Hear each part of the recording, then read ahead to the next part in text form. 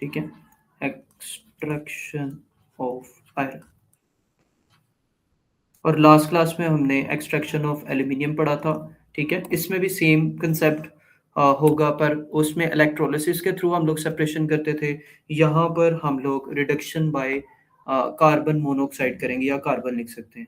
अच्छा, सबसे पहले हमने ज़मीन से इसका ओर लेना है, और ओर जो है वो रॉक होता है। मतलब जब आप ज़मीन से कोई भी मेटल एक्सट्रैक्ट करते हैं तो वो सैंड पार्टिकल्स के साथ रॉक की शक्ल में बाहर आता है। ठीक है, तो और आपके पास होगा यहाँ पे Fe2O3। ठीक है, ये और होगा आयरन 3 ऑक्साइड, इसको लिखेंगे। अच्छा, इसके बाद इसका मेथड ऑफ सेपरेशन जो है वो होता है reduction by carbon. Method of separation,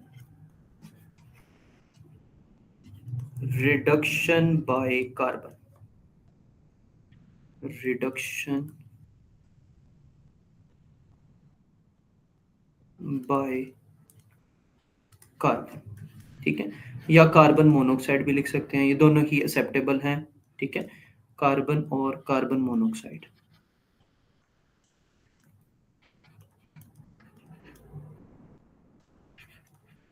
अच्छा, अब ये कार्बन से क्यों रिडक्शन हो रही है इसकी? क्योंकि carbon is more reactive than iron. ठीक हो गया, इस वजह से हम लोग रिडक्शन बाय कार्बन प्रोसेस करते हैं। इसमें हमें रॉ मटेरियल्स चाहिए होते हैं, रॉ मटेरियल्स। और रॉ मटेरियल्स, हमें 3 रॉ मटेरियल्स चाहिए होते हैं इस प्रोसेस को परफॉर्म करने के लिए। सबसे पहला मटेरियल होता है कि आपके पास कार्बन, जिसको हम लोग कोक कहेंगे। कोक कार्बन ऐड करनी होती है हमने ब्लास्ट फर्नेस में। ठीक हो गया, उसके बाद सेकंड नंबर पे हमने आयरन 3 ऑक्साइड, जो आयरन ओर है, वो ऐड करना होता है। थर्ड नंबर पे हमने कैल्शियम कार्बोनेट, जिसको हम लोग लाइमस्टोन कहते हैं, वो ऐड करना होता है, लाइमस्टोन। ये 3 इसके लिए रॉ मटेरियल्स की ज़रूरत पड़ती है। अब आगे हम लोग इसमें इसका प्रोसीजर देख लेते हैं कि इसकी डायग्राम किस तरह वर्क करती है। ये आपके पास ब्लास्ट फर्नेस की एक पिक्चर बन जाएगी इधर। ठीक है, और यहाँ पर इस तरह की होती है ये ब्लास्ट फर्नेस। यहाँ पे लगे होते हैं ब्लोअर्स। ठीक है, जिससे हॉट एयर जो है वो इन होती है, और ब्लोअर्स के थ्रू जो इसमें से हब में से पास करती है।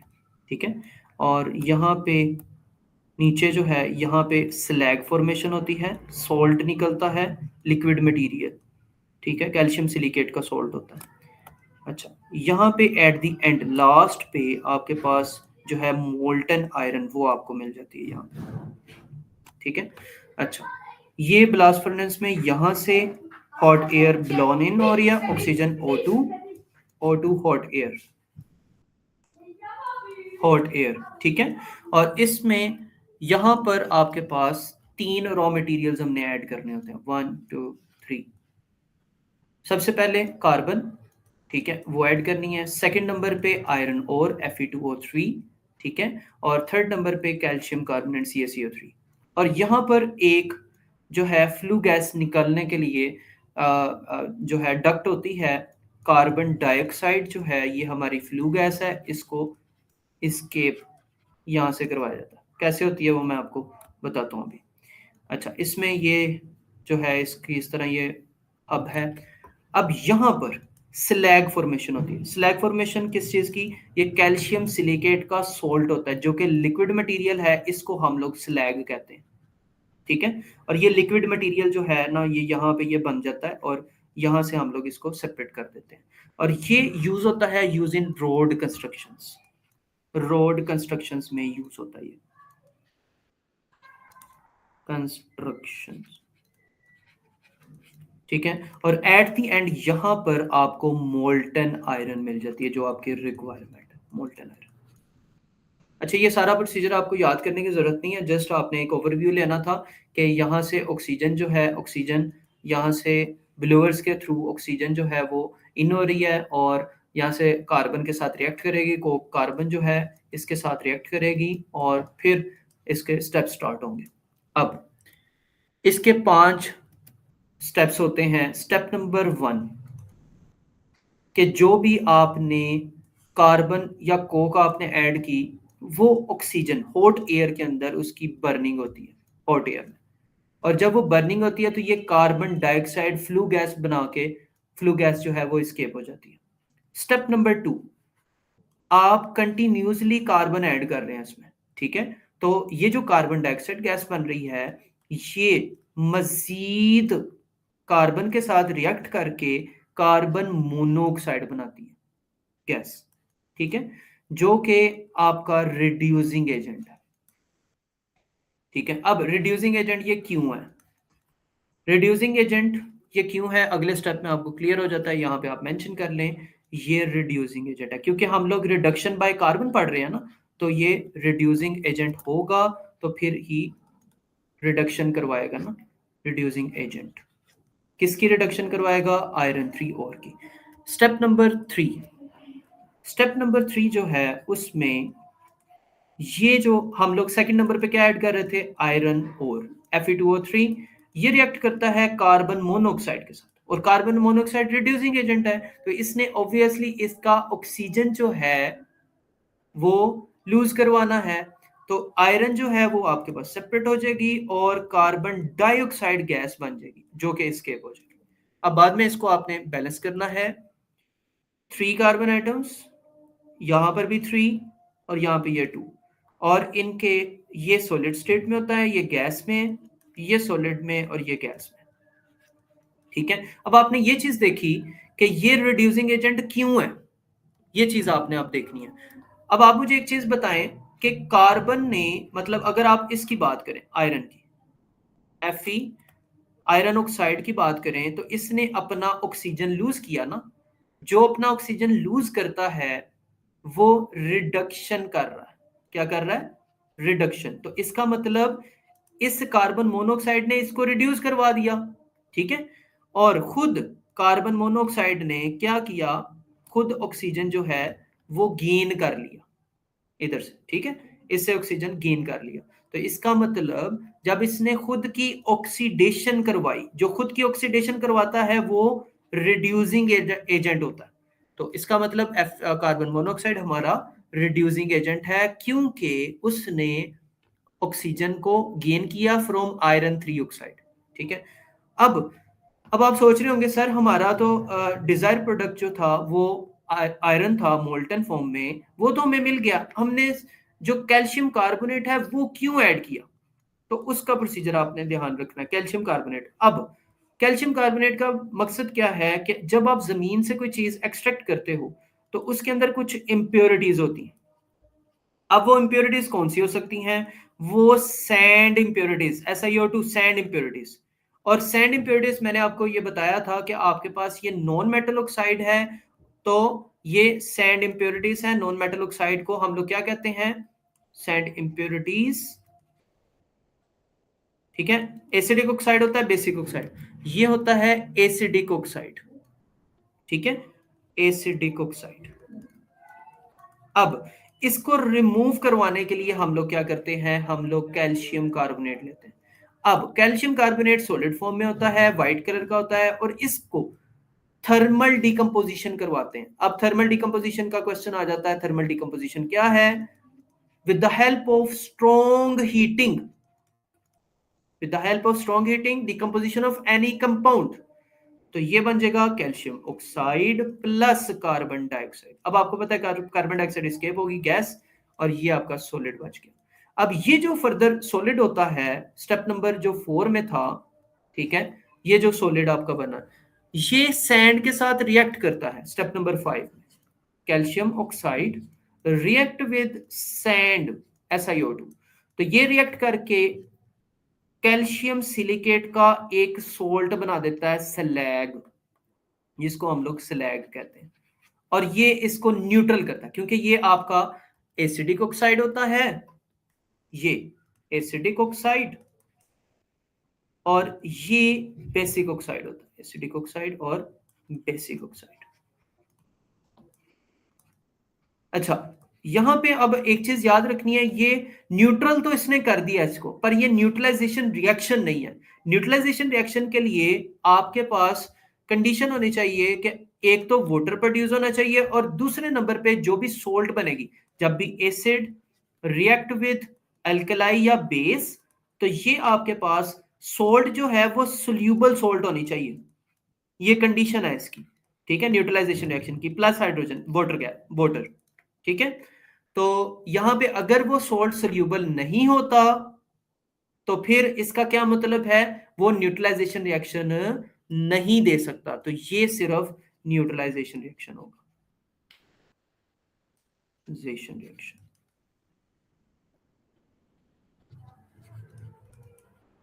ठीक है। अच्छा जी, जी मेरा बेटा समझ आ गई है इसकी, क्लियर है?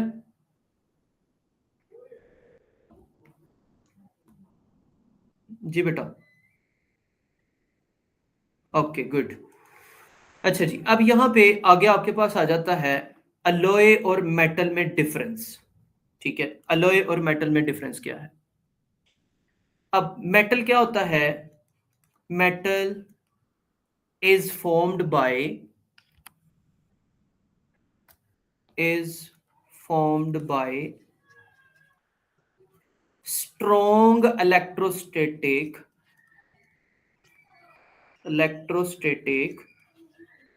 forces of attraction, forces of attraction between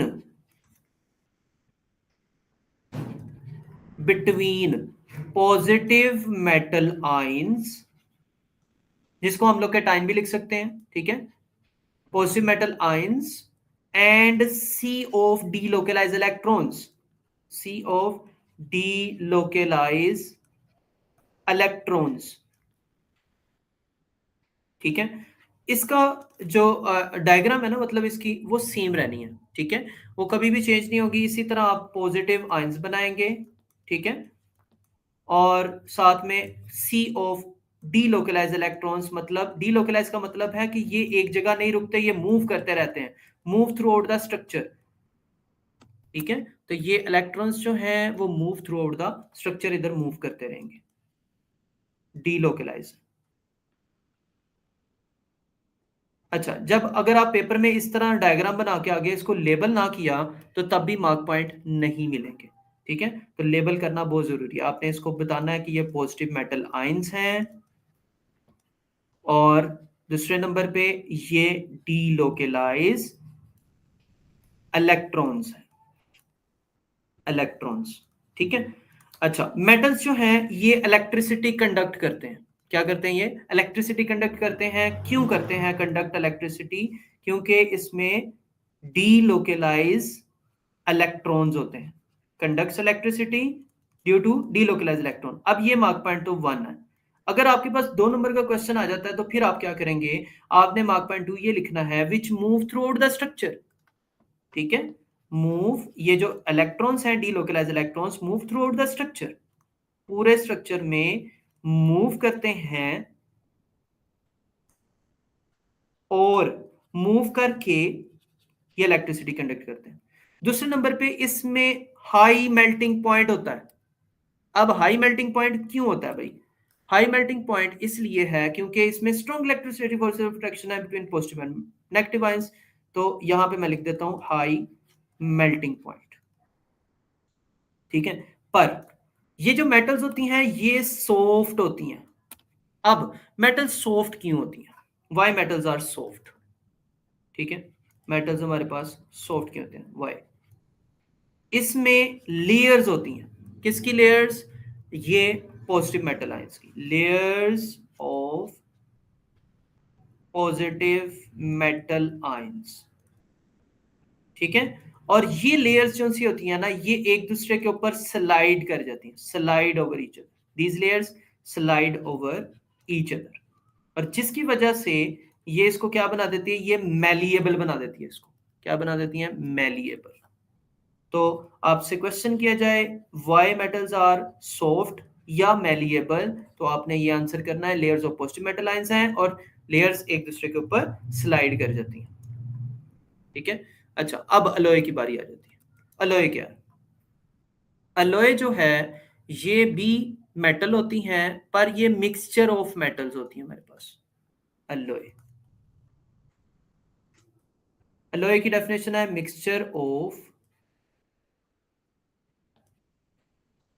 or more metals, या सेकंड नंबर पे आप ये भी लिख सकते हैं, और mixture of metal with non metal, mixture of metal with non metal. ठीक है, अच्छा, मेटल का नॉन मेटल के साथ मिक्सचर। अच्छा जी, अब आपके पास आ जाती हैं इसमें डायग्राम, ये मैं पेस्ट कर रहा हूं अब, इसमें अब आपको क्लियर होगा कि इसमें क्या डिफरेंस है इन दोनों में।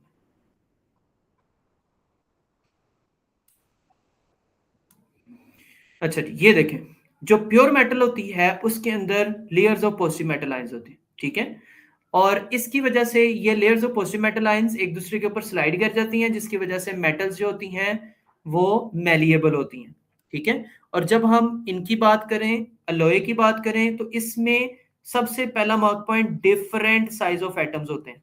जब आप देखें डायग्राम को तो डिफरेंट साइज ऑफ एटम्स है ना, ये देखें, ये एक डिफरेंट साइज और ये atom, different size of atoms, पहला मार्क पॉइंट।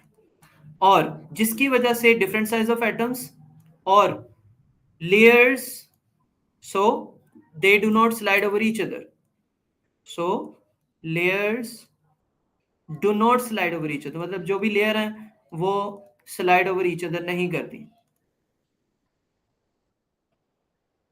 जिसकी वजह से ये क्या होता है, हार्ड होता है।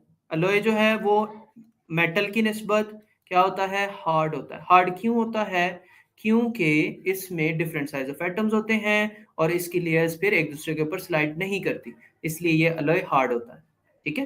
क्योंकि इसके अंदर मेटल्स होती हैं तो ये इलेक्ट्रिसिटी भी कंडक्ट करेगा, ठीक है। तो इसमें जो है ना, मतलब layers of metal ion, layers of positive metal ions, ठीक है, और दूसरे नंबर पे slide over each other, layers slide over each other,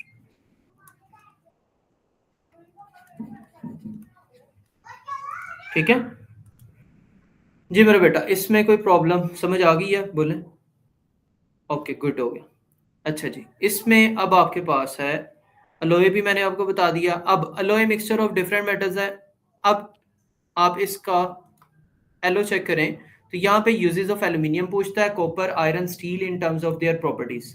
अब steel with low, limited to low carbon, mild, high carbon and stainless steel, तीन चीजें अब यहाँ पे। अब मैं अगर आपको बुक जो है वो दिखाऊं तो इसमें आपके पास यहाँ पर एक टेबल बना मिलेगा आपको, एक मिनट, ये टेबल।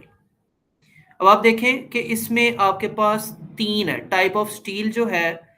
ये देखें, माइल्ड स्टील क्या होता है कि जिसमें 0.25% कार्बन होता है, ठीक है। इसके यूजेस हैं, ये नेल्स, कारबोर्डेज, शिप बिल्डिंग और गिल्डर्स, इसमें यूज होता है, ठीक है। हाई कार्बन स्टील है, 0.6 से 1.2% कार्बन होता है, मतलब इसमें कार्बन की रेशियो ज्यादा है। आयरन, बाकी का आयरन होता है। ये कटिंग टूल्स, ठीक है, और ये इसमें यूज होता है। स्टेनलेस स्टील जो है ये क्रोमियम और निकल का बना होता है। ये दो मेटल्स है हमारे पास, क्रोमियम और निकल होते हैं, आयरन भी होता है इसमें, ठीक है। आयरन की क्वांटिटी ज्यादा होती है, ये माइन्यूट क्वांटिटीज है, ठीक है, और ये इनके यूजेस हैं। ये आपने एज इट इज इसको देख लेना। अब इनकी प्रॉपर्टीज कुछ, एक तो इलेक्ट्रिक वायर्स में यूज होता है, कॉपर की बात कर रहे हैं, copper and it's alloy, a variety of use. Electric wires में यूज होता है, very good conductor of electricity and ductile, ठीक है। डक्टाइल होता है कि वायर्स के अंदर कन्वर्ट हो जाए, कोई भी मेटल है उसको जो है वायर्स के अंदर हम लोग कन्वर्ट कर सकते हैं। पॉट्स एंड पैन्स, उसके अंदर यूज होता है, very good conductor of heat and very unreactive and malleable होते हैं।